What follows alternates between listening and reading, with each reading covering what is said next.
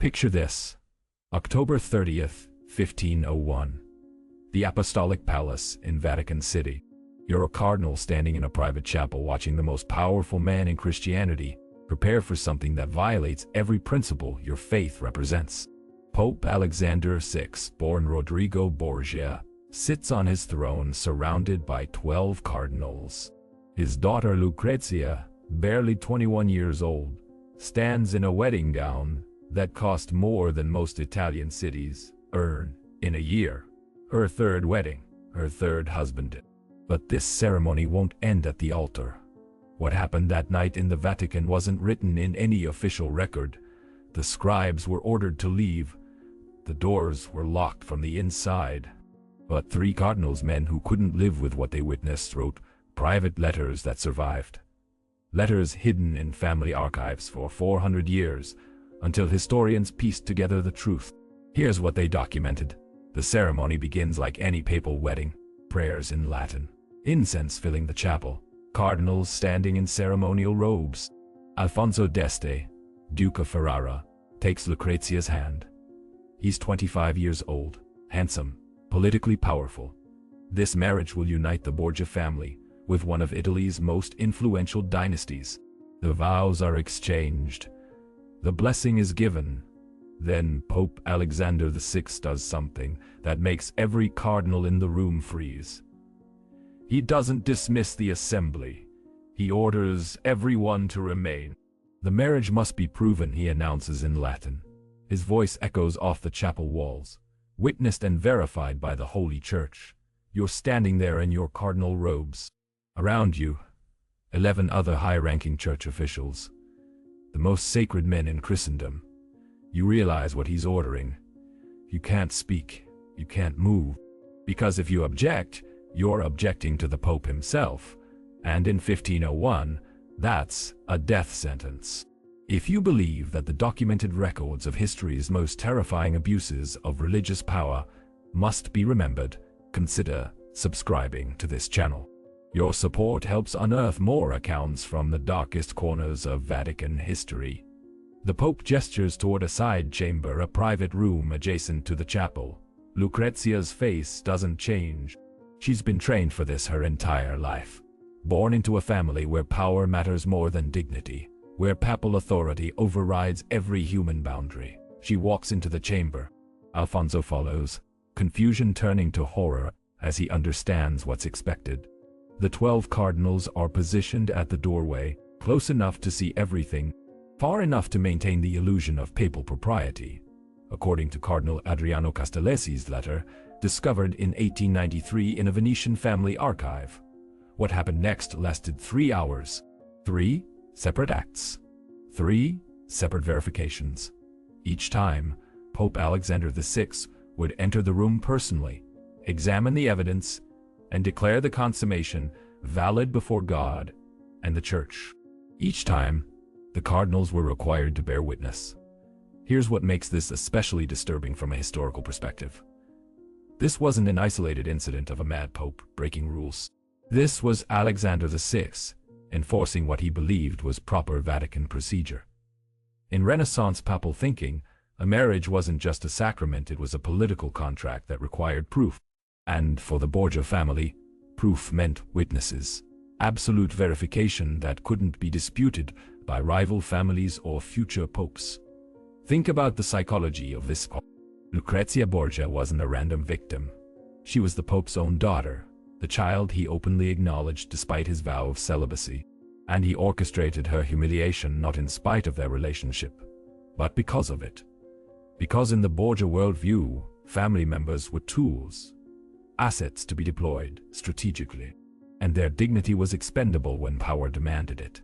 Cardinal Giovanni Vera wrote in a letter dated November 3, 1501, just 3 days after the wedding, that Lucrezia's face, during the ordeal, showed neither emotion nor resistance. As one trained from birth to serve the ambitions of her bloodline, she had been prepared for this. Not this specific act, but for the reality that her body, her autonomy, her humanity, none of it belonged to her. It all belonged to the Borgia family's political machine. By the time Alfonso d'Este stumbled out of that chamber at dawn, he was no longer a powerful duke.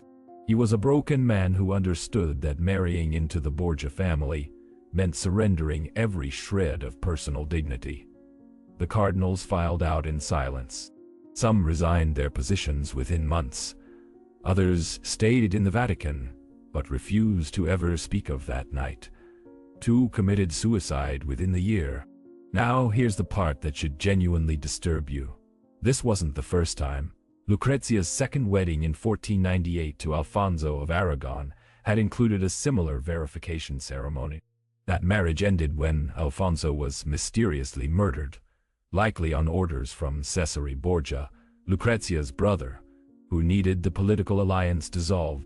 Her first marriage at age 13 to Giovanni Sforza was annulled by Pope Alexander VI on grounds of non-consummation, despite Sforza's protests that the marriage had been consummated repeatedly. The annulment allowed Lucrezia to be remarried to someone more politically useful. 3 marriages, 3 times her body was used as a bargaining chip. 3 times Vatican authority was weaponized to ensure the Borgia family's dominance. Think about what this tells us about institutional power. The Vatican in 1501 was the most powerful religious institution on earth. It claimed moral authority over kings and emperors. It controlled the spiritual fate of millions.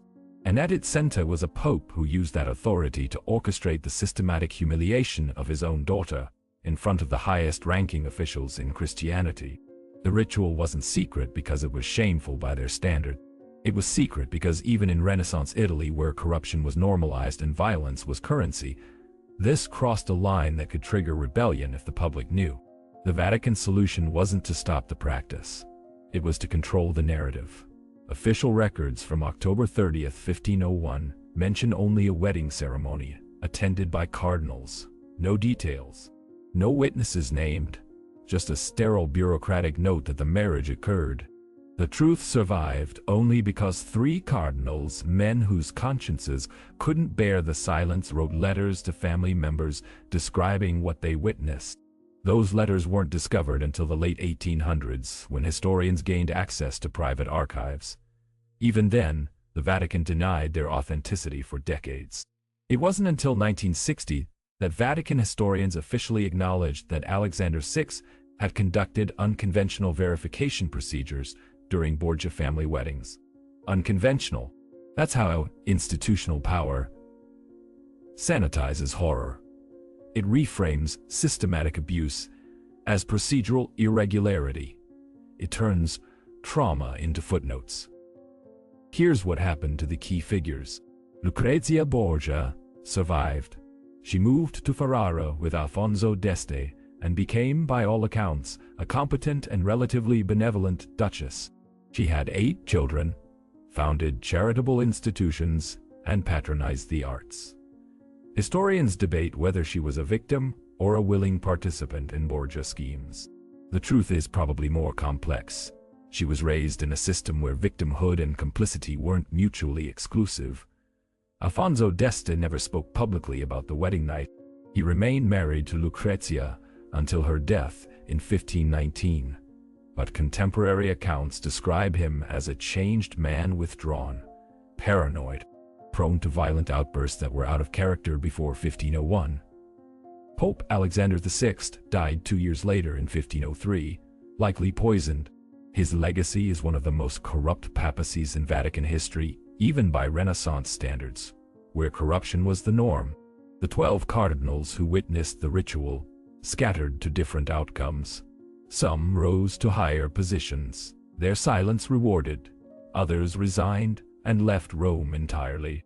At least 2 are documented to have taken their own lives, though Vatican records attribute both deaths to natural causes.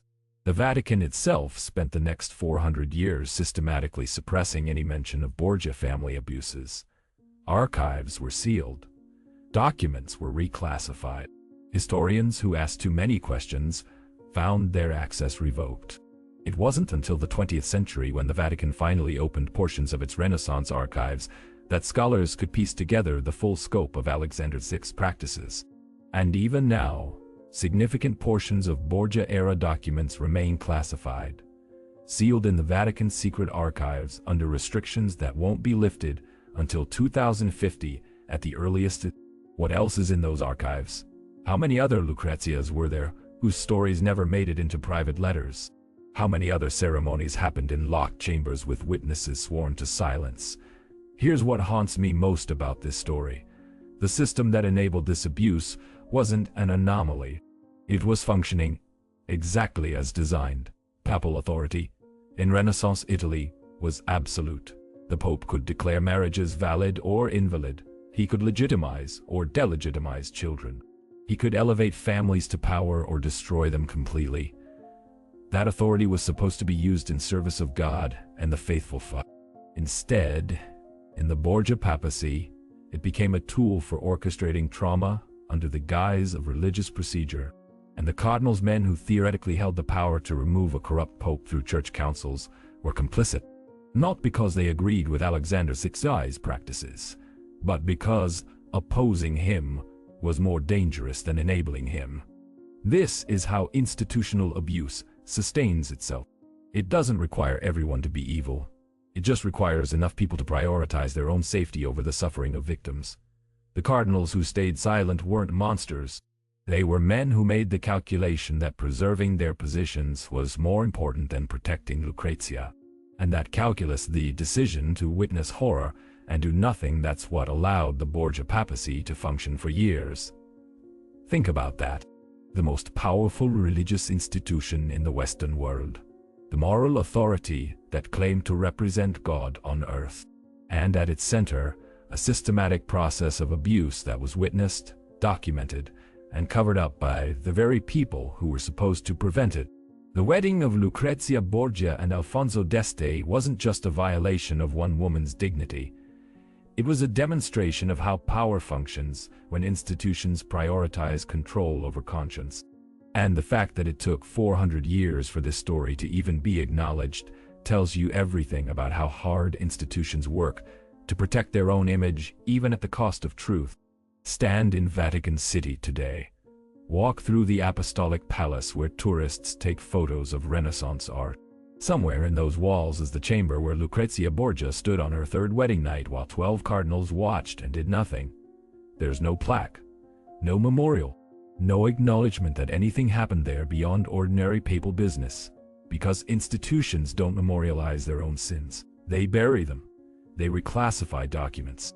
They wait for centuries to pass until everyone involved is safely dead, and the truth can be reframed as complex historical context. But the letter survived. The testimony remained. And now you know what Rome tried to bury. If this exposed something you've never heard before about Vatican history, hit that subscribe button and turn on notifications, because we're going to keep uncovering the abuses that institutions spent centuries trying to erase. Drop a comment with your thoughts about institutional power and historical accountability. I'll see you in the next investigation.